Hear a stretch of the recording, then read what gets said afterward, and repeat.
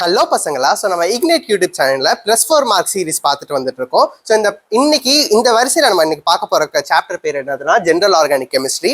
And அதில் நம்ம இன்னைக்கு பார்க்க போகிற கான்செப்ட் வந்து acidity and basicity of compounds. So இது ஒரு ரொம்ப இம்பார்ட்டன்டான கான்செப்ட். வருஷம் இதுலேருந்து எப்படியோ ஒரு 4 to 5 கொஸ்டின்ஸ் அது ரிப்பீட்டேட்டிவாக கேட்டுகிட்டே இருக்காங்க. ஸோ நீங்கள் இந்த கான்செப்டை படிச்சுட்டு போனீங்கன்னா +4 மார்க் கிடைக்கிறது ரொம்ப கன்ஃபார்மான ஒரு விஷயமா இருக்கும். ஸோ நம்ம பார்க்க போகிற first concept acidity of compounds. So acidity of compounds பார்த்தீங்கன்னா it is directly proportional to stability of its conjugate base.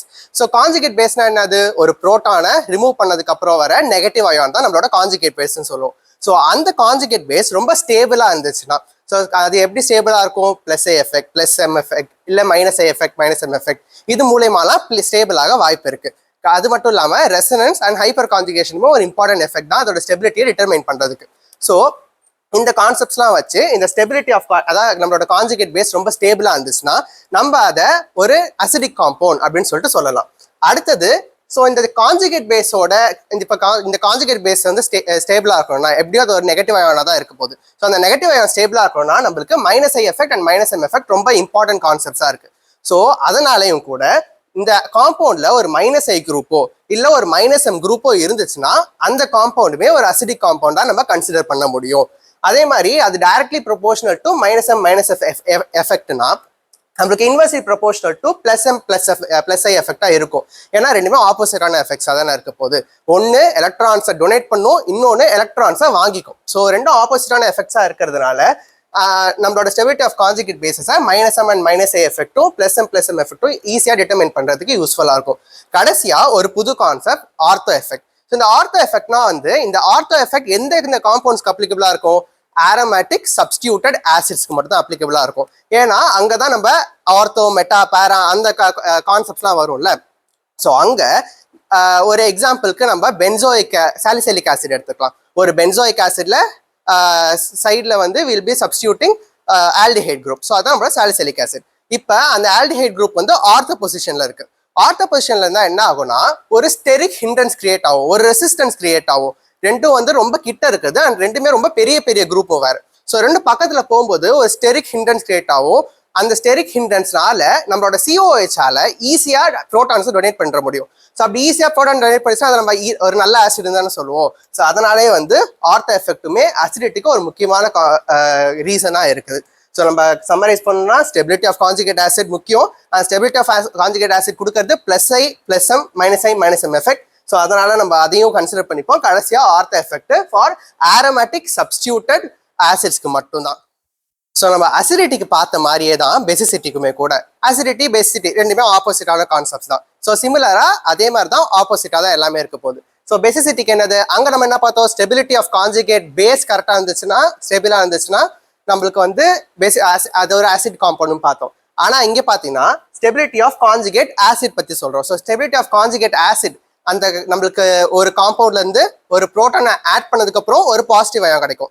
அதான் நம்ம கான்ஜுகேட் ஆசிட்னு சொல்லுவோம். ஸோ இந்த கான்ஜுகேட் ஆசிட் வந்து ஸ்டேபிளா இருக்கணும்னா நம்மளுக்கு ஒரு டொனேட்டிங் குரூப் வேணும், +I +M எஃபெக்ட் இருக்கிற ஒரு குரூப் வேணும். ஸோ அதனால தான் நம்மளுக்கு இங்க directly proportional to +I and +M effect இருக்கு.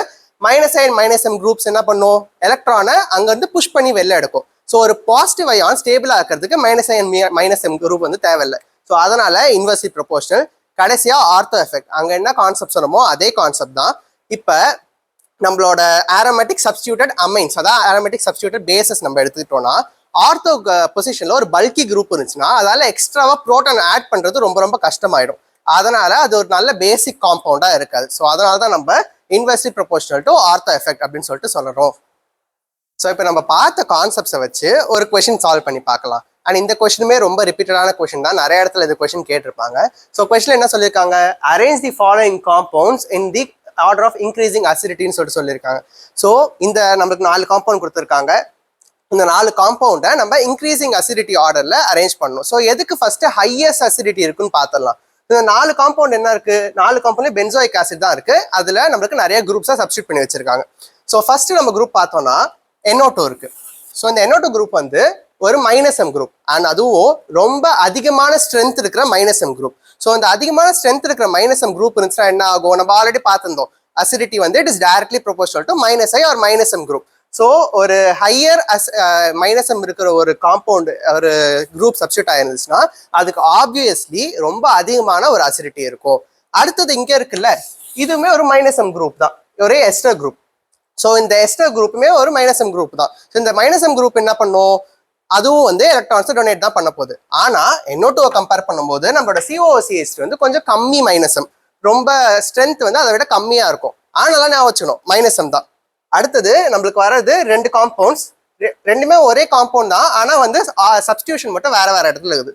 ஒன்னு OCH3 மித்தைல் குரூப் சப்ஸ்டியூட் பண்ணிருக்காங்க. அடுத்தது இங்கேயும் OCH3 தான், மித்தாக்சி குரூப், ரெண்டுமே மித்தாக்சி குரூப் தான். ஸோ இங்க மித்தாக்சி குரூப்பை ஆர்த்தோ பொசிஷன்ல சப்ஸ்டியூட் பண்ணிருக்காங்க, அண்ட் இங்க மித்தாக்சி குரூப்பை பேரா பொசிஷன்ல சப்ஸ்டியூட் பண்ணிருக்காங்க.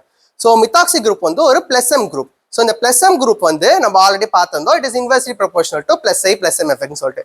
ஆனா இங்க இன்னொரு கான்செப்ட் இருக்கு, நம்ம பார்த்த concept ortho effect. So +M குரூப்பாவே இருந்தாலும் அது ஆர்த்தோ பொசிஷன்ல இருந்துச்சுன்னா அதுக்கு ஹையர் அசிடிட்டி இருக்கும். ஸோ ஆர்த்தோ எஃபெக்டை கன்சிடர் பண்ணி நம்ம என்ன பண்ணலாம், இது +M குரூப். ஸோ மைனஸம் குரூப் தான் ஃபர்ஸ்ட் ப்ரையாரிட்டி. ஸோ மைனஸம் குரூப் நம்ம போட்டாச்சு. ஹையஸ்ட் அசிடிட்டி இருக்கிறது நம்மளோட இந்த காம்பவுண்ட் தான். அடுத்தது இன்னொரு மைனஸம் குரூப் இருக்கு, அதுக்கு அடுத்த அசிடிட்டி இருக்கிறது நம்மளோட இந்த காம்பவுண்ட் எஸ்டர் சப்ஸ்டியூட் பண்ண நம்மளோட பென்சோயிக் ஆசிட். ஸோ இந்த ரெண்டு காம்பவுண்ட்குள்ள எது ஹையரா இருக்கும், ஆர்த்தோ சப்ஸ்டியூட் தான் ஹையரா இருக்கும். நான் ஆல்ரெடி சொன்ன மாதிரி it is directly proportional to ortho effect. So நம்மளோட பேரா சப்ஸ்டியூட்டர் மித்தாக்சி பென்சோயிக் ஆசிடை விட ஆர்த்தோ சப்ஸ்டியூட்டர் மித்தாக்சி பென்சோயிக் ஆசிட் ரொம்ப அதிகமான ஸ்ட்ரென்த்ல இருக்கும், அசிடிட்டி ஸ்ட்ரென்த்ல இருக்கும். ஸோ இதுதான் நம்மளோட ஆர்டரா இருக்க போகுது. ஸோ இங்க ஒரு கொஸ்டின் கொடுத்துருக்கேன், arrange the following compounds in the order of increasing பெசிசிட்டி.